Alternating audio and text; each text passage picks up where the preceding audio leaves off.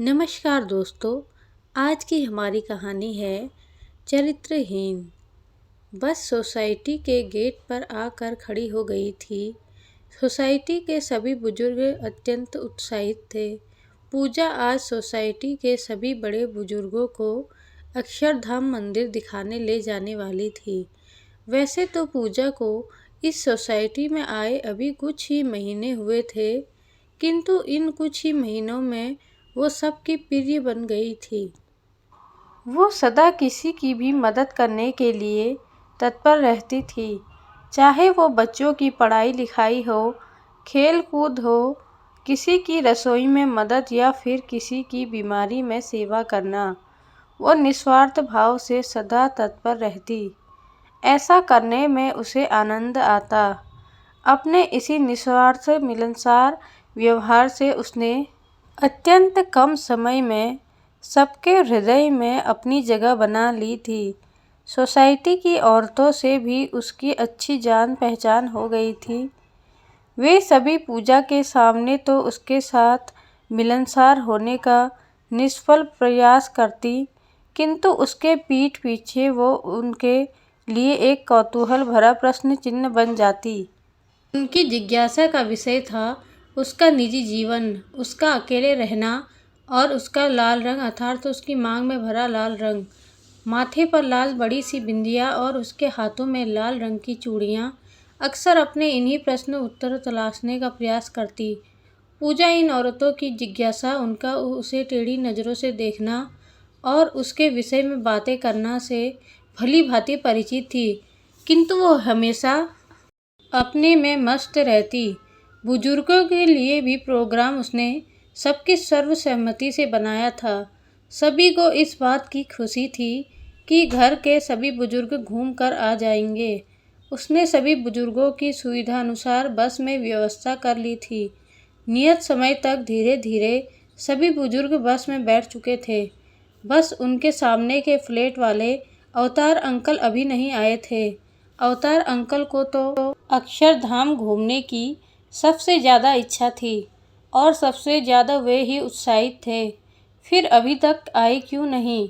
उनकी तबीयत तो ठीक है ना? चलो मैं ही उन्हें बुला लाती हूँ। मन ही मन सोचती हुई वो उनके घर उन्हें बुलाने चली गई। नमस्ते भाभी। वो अवतार अंकल की तबीयत ठीक है? उसने विनम्रता पूर्वक उनकी बहू से पूछा। हाँ ठीक है, क्यों पूछ रही हो? उनकी बहू ने अत्यंत बेरुखी से उत्तर दिया। वो दरअसल अंकल अभी तक आए नहीं थे ना, और अक्षरधाम जाने के लिए सिर्फ उनका इंतज़ार हो रहा था, इसलिए। बाबूजी तुम्हारे साथ नहीं जाएंगे? क्यों भाभी, क्या हुआ? आप बेफिक्र रहिए भाभी, मैं उनका पूरा ध्यान रखूंगी। हमारे साथ हमारी पूरी टीम जाती है, जिसमें डॉक्टर भी होते हैं। सभी के खाने पीने का पूरा ध्यान रखा जाता है। बस कह दिया ना कि वे तुम्हारे साथ नहीं जाएंगे क्योंकि। क्यों भाभी? फिर भी बताइए भाभी, आखिर बात क्या है? उसने बीच में टोकते हुए पूछा। देखो पूजा, हमें इसी समाज में रहना है और हम नहीं चाहते कि भविष्य में बातें बने। आप कहना क्या चाहती हैं भाभी? देखो पूजा, एक तो तुम अकेली रहती हो और। क्यों भाभी, अकेले रहना अपराध है क्या? अपराध अकेले में नहीं है पूजा, बल्कि तुम्हारी तरह अकेले रहने में है।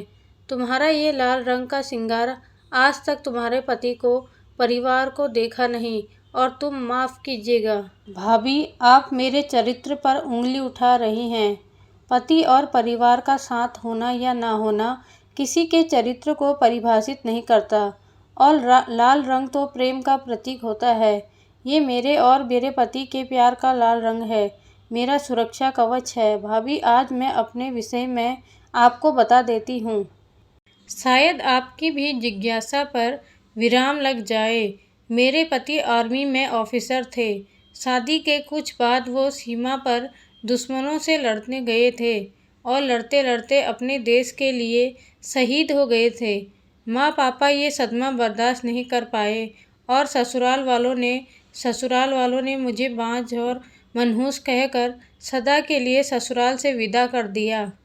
मेरे पति सदैव अपने देश की सेवा के लिए तत्पर रहते थे और ये देश प्रेम और सेवा भाव मैंने उन्हीं से सीखा था भाभी। मैं सीमा पर जाकर लड़ तो नहीं सकती, किंतु दूसरों की मदद करके और बुजुर्गों के साथ रहकर कुछ प्रकार की सेवा तो कर सकती हूँ। जितना मुझसे संभव हो सकता है मैं देश के लिए अपना योगदान देती हूँ। जरिया चाहे कोई भी हो, पर मेरे भाव सदा सच्चे हैं। और रहा प्रश्न इस लाल रंग का, भाभी, समाज में एक अकेली औरत का रहना बहुत मुश्किल है। आप भी तो एक औरत हैं, ये तो आप भी भली भांति जानती हैं कि अकेली औरत लोगों के लिए भोग करने का पात्र बन जाती है। सभी उसे चीरहरण की निगाहों से देखते हैं। ऐसे में ये लाल रंग मेरी सुरक्षा करता है।